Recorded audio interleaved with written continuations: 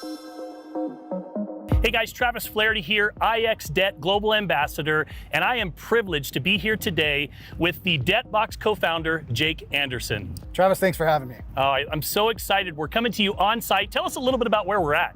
So we're at our drilling rig in Nebraska, and this is one of the first rigs that we've put up for BGLD. And it is actually the project that's supporting the token that we have. So exciting. So listen, for those of you that have been following along, I want to start off by asking Jake a couple of questions. How does this really differentiate from what's going on in the cryptocurrency space? Because you guys are really setting a precedence right now with the difference between speculation versus tangibility. Talk to me a little bit about that.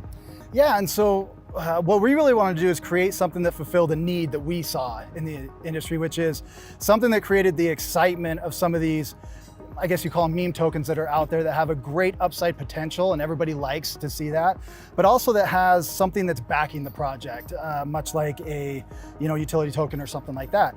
But how do you do that? And so what we've created is a unique tokenomics that blends crypto with commodities. And oil was the first one that we went out at, and as you can see here, we're in Nebraska drilling for oil, and we've got some pretty sizable deposits here. We're very excited that we hit our first payload, and we're going for our second one. And all of the revenues that come off of this that go into BGLD will actually buy token out of the market and then burn it to never be seen again, which is going to constantly restrict supply and create demand.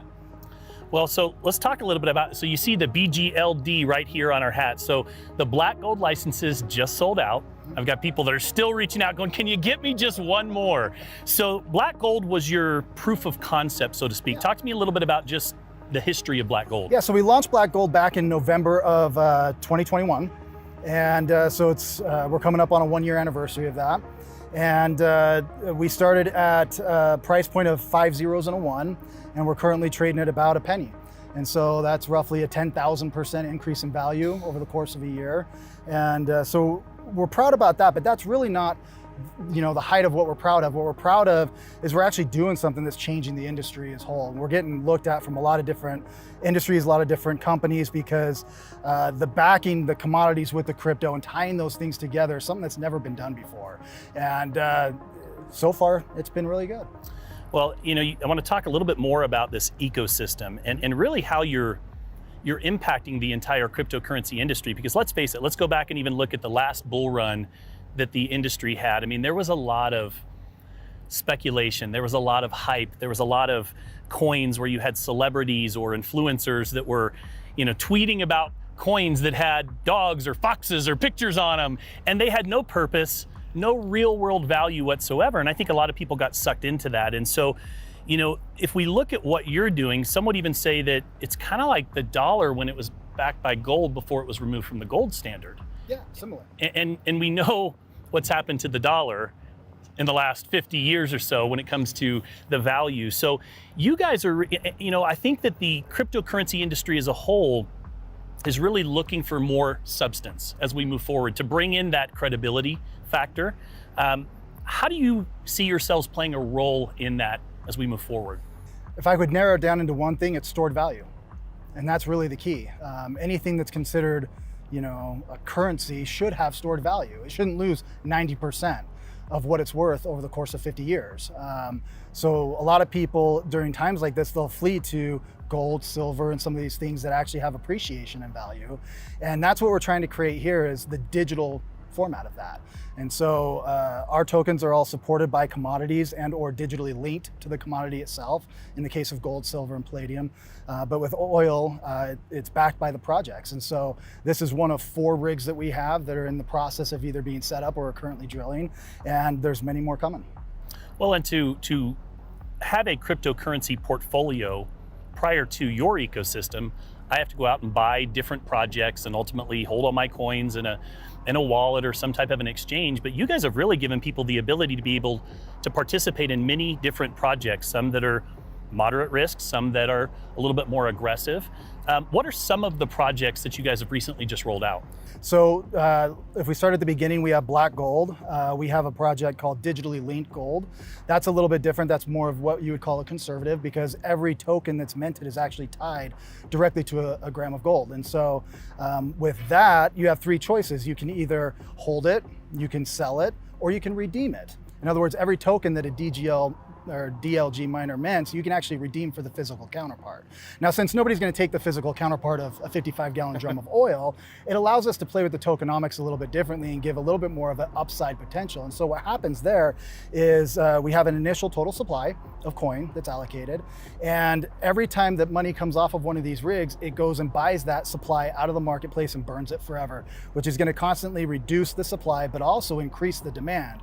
You know, basic supply and demand economics would tell you that if that happens, the price goes up, and that's kind of what we've seen. Yeah, it's exciting. So we've got a total of 5 live projects right now. Black Gold sold out. You know, one of the things that I am super excited about is this Explorer project and this satellite that we're working on. Talk to me just a little, because people are really excited about the possibility of partnering with a project, the first cryptocurrency, to my knowledge, that's going to have a satellite in space. To my knowledge as well. Yeah, and so if you look at the technology that we use for all of our projects, what it is, and the way to explain it in a simple format, is it's kind of like an MRI machine. And what we do is we use a satellite technology to scan the Earth for different metals and different elements. Every element on the periodic table puts out a different frequency or vibration. And we can calibrate the machines to actually look for that and hone it down. And in our gold, we actually fine tune that to the part where we can actually go out into some of our mines in Africa, and we can actually see exactly where that gold vein is going. We know exactly what depth it's at and relatively know kind of what's there. And what that allows for exploration companies and prospectors to do is actually mine in a more eco-friendly way. And so we reduce a lot of the overhead burden for companies that are going out there because instead of doing strip mining or speculation, they know what they have and they know where to go get it, and that reduces the cost to them. So that technology becomes extremely valuable, and that technology is what is the underlying kind of foundation of every one of our projects. And so we use that for oil, we use it for natural gas, we use it for gold, silver, palladium, and we'll use it for everything else coming up. Right now, we currently contract that work through Google, and so we use their satellites in order to do it. But in launching Explorer, part of that roadmap is actually to launch our own satellite into space. And we're actually gonna do that pretty quick. That's a lot of fun. So, you know, I learned something today. 92% of the wells that are drilled are dry.